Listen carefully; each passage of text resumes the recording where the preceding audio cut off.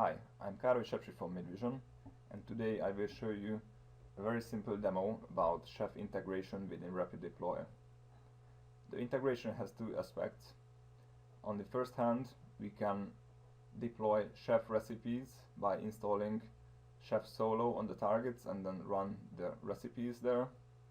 And on the other hand, it's also possible to export the RapidDeploy tasks into cookbooks, so that you can run the RapidDeploy tasks on the chef targets by running those recipes. And today I will show the second case, so how to export our tasks into chef cookbooks. So first I will just run through the necessary configuration. I have a project where everything is configured. So basically in the orchestration I can set the tasks, what to run on the targets. Today I will just use a very simple command runner task which will print to the console hello world and then predefined variable. And I am using file system as a source control manager plugin. So all my project resources will be on the file system. The next thing to see is that I have two environments defined for my project. Both are just dummy environments, so for the environments I can specify file resources, properties, and data dictionary items, which are basically before the deployment they will be searched and replaced. So this is how we can put some environment specific data to the orchestration. And for the other environment I have another variable.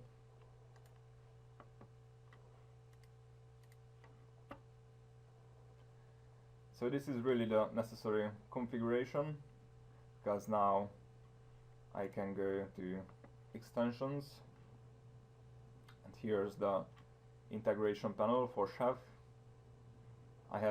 First I have to enable the integration, so now I can build recipes.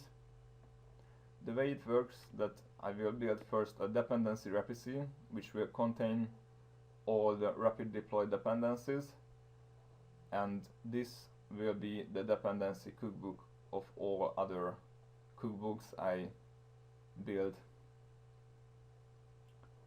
So I have to specify where my chef workspace is, and I have to give a name for my dependency cookbook, specify version, and I can also do it offline.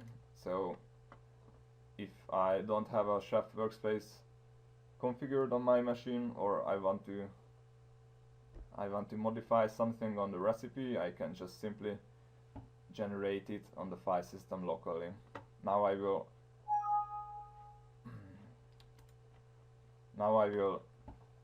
upload it to the chef server.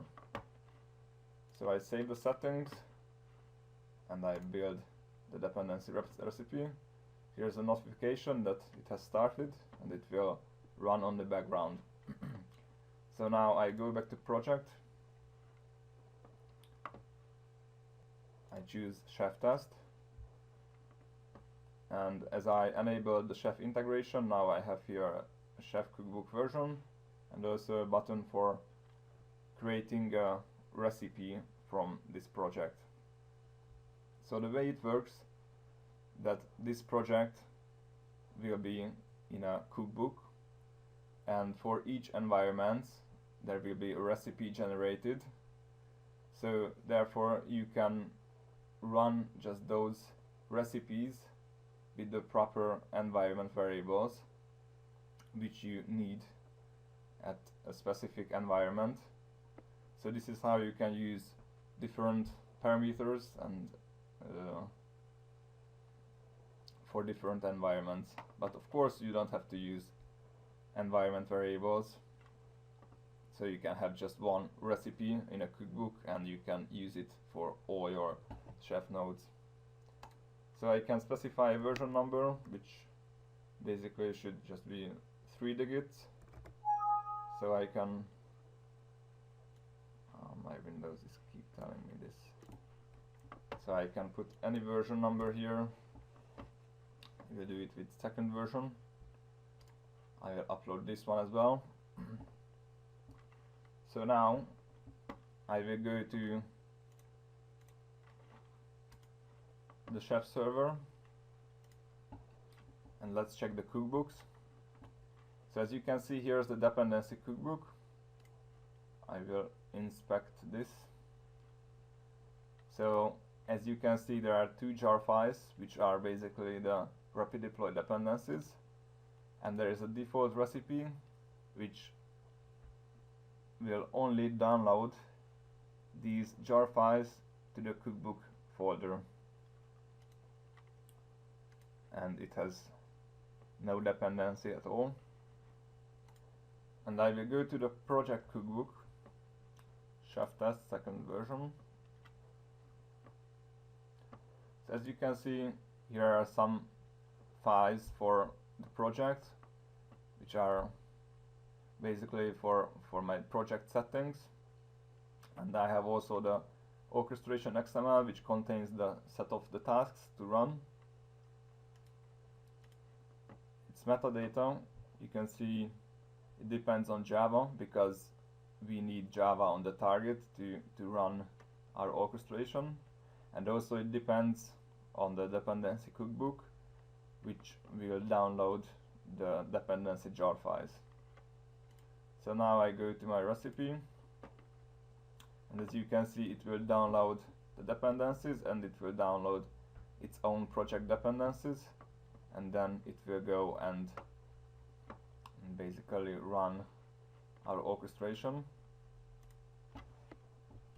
So now I will set on a node. I have an AWS instance which is bootstrapped with Chef, so I can just try this recipe on that. Let's try this test environment variable recipe. So now I have my node here.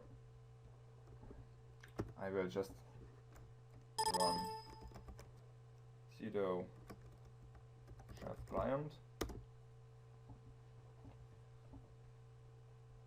and as you can see, it is first looking for Java, which is already installed, and then it is running our task. And you can see here's the local script runner task, which just in this case just printed out hello world. This is a test environment. And of course, if I want to use the other recipe, it will use those environment variables. So this is how you can have different behaviors within the same cookbook and within the same rapid deploy tasks. So I just run this again, and I'm expecting to see here the text. This is another test environment.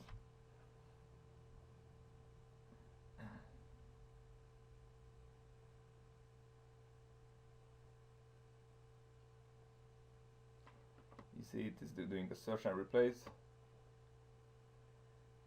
and it says it's another very similar test environment. And of course you don't have to use data dictionary items, but once you need to have for different environments, different variables, it is very useful to have. My Windows is complaining. So that was the very short and quick and simple demo for today. Thank you for watching. You can contact me on karolyszepsi@midvision.com